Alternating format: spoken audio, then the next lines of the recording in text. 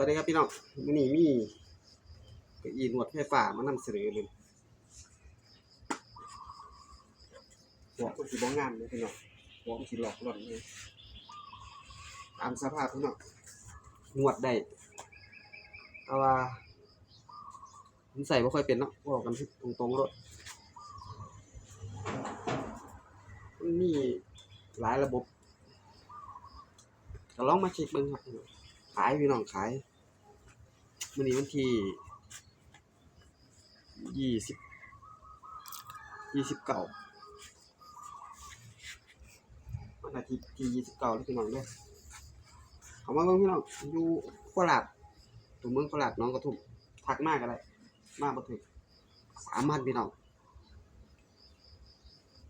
ถ้าบ่ซีเรียสหยังก็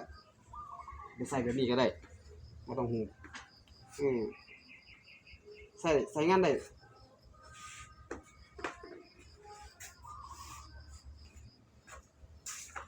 นี่แหละพี่น้องสนใจทักมาครับ